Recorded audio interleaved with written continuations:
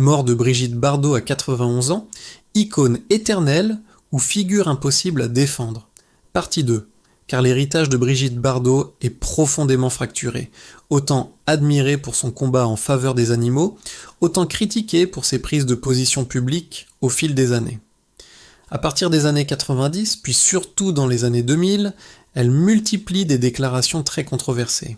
Des propos jugés islamophobes, racistes, homophobes, sexistes, qui choquent une large partie de l'opinion publique. Elle sera condamnée à plusieurs reprises par la justice pour incitation à la haine. Pour beaucoup, c'est une contradiction impossible à ignorer. Comment défendre la vie animale avec une telle ferveur, tout en tenant des propos perçus comme violents envers certaines communautés humaines?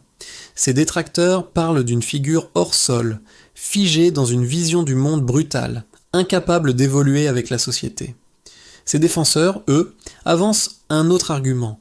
Bardot n'a jamais cherché à être politiquement correcte. Elle disait ce qu'elle pensait, quitte à choquer, quitte à être condamnée. Le débat est alors total. Faut-il retenir l'icône du cinéma et la militante acharnée, ou faut-il aussi assumer que certaines paroles ternissent irrémédiablement son héritage? Peut-on séparer l'œuvre, les combats, de la personne et de ses idées?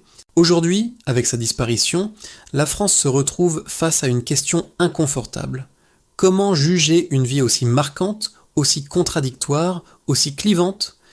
Brigitte Bardot restera, quoi qu'on en pense, un personnage majeur de l'histoire culturelle française. Mais elle laisse derrière elle un héritage complexe, qui continuera de diviser longtemps après sa mort. Et toi, dis-le franchement, est-ce que son combat pour les animaux suffit à la placer au-dessus des polémiques? Ou est-ce que certaines paroles effacent une partie de son héritage? Commente, partage, abonne-toi, ce débat dit beaucoup de notre époque.